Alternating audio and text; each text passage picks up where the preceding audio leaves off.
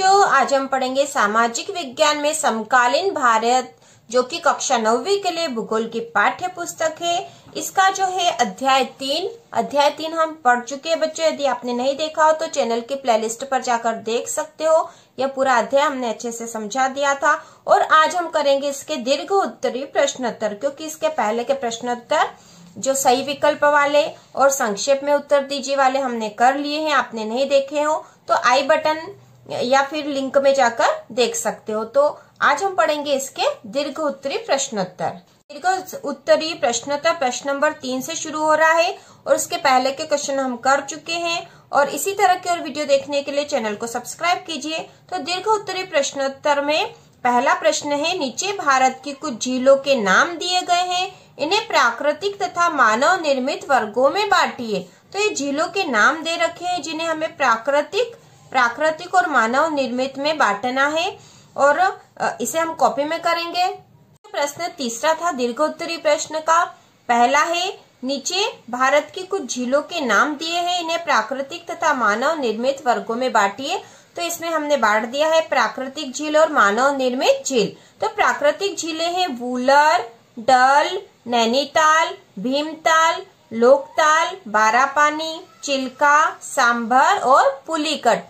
तो ये प्राकृतिक झीलें हैं। उसी प्रकार जो मानव निर्मित झीलें हैं वह है गोविंद सागर झील, राणा प्रताप सागर, निजाम सागर, नागार्जुन सागर और हीराकुंड। ठीक है, ये नागार्जुन सागर और हीराकुंड झील जो है ये मानव निर्मित झीलें हैं। जबकि वूलर, डल, नैनीताल, भीमताल, लोकताल, बारापानी, चिल्का, सांभर और पुलिकट यह प्राकृतिक झीलें हैं। तो इस प्रश्न को आपको इस प्रकार से प्राकृतिक झील और मानव निर्मित झील लिखकर अलग अलग इन झीलों को बांटकर लिखना पड़ेगा। और बच्चों ये आपको याद करनी पड़ेगी, जिससे कि आप इसके उत्तर एग्जाम में लिख सको।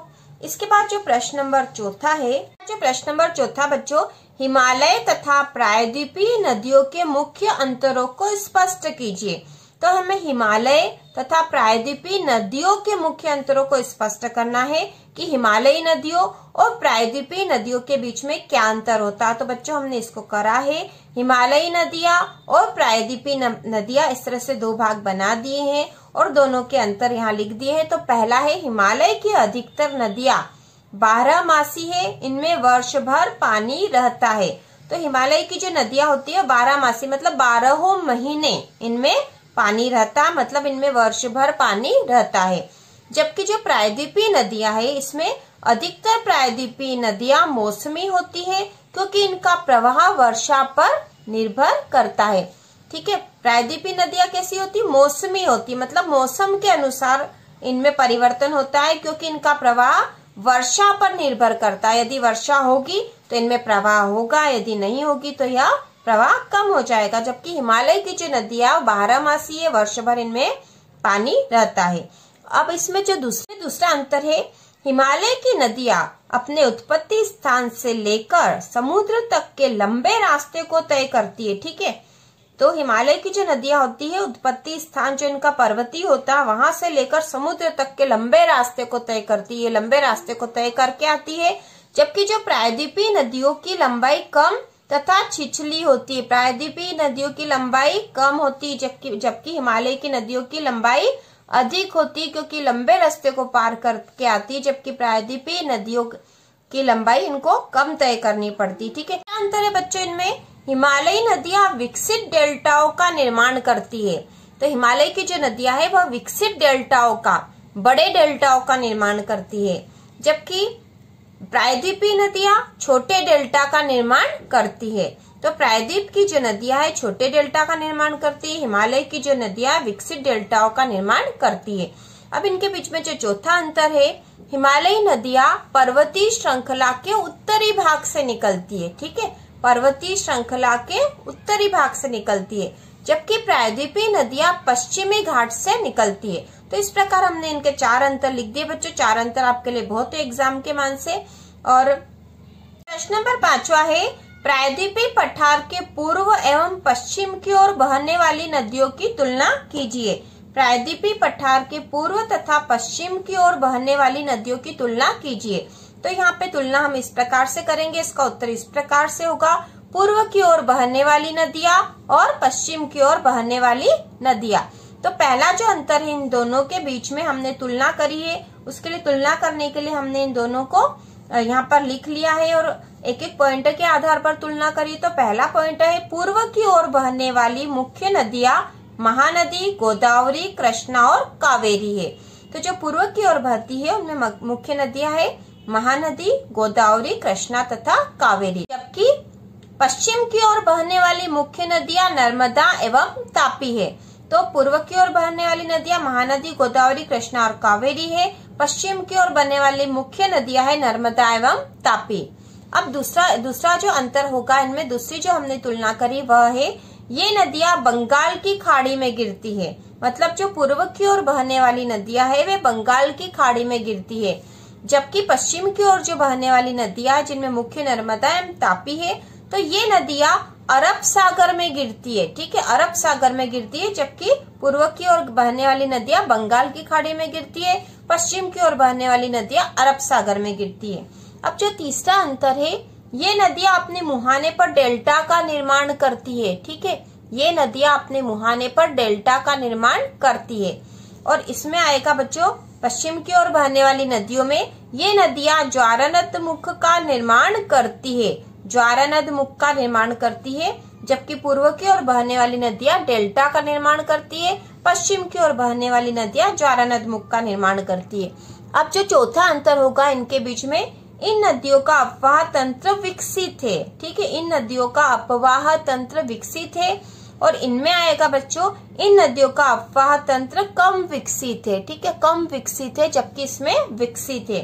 तो इस प्रकार से आसानी से आप याद कर लोगे। तो पहला तो हम ये करेंगे कि इनके जो है नदियों के नाम याद कर लेंगे।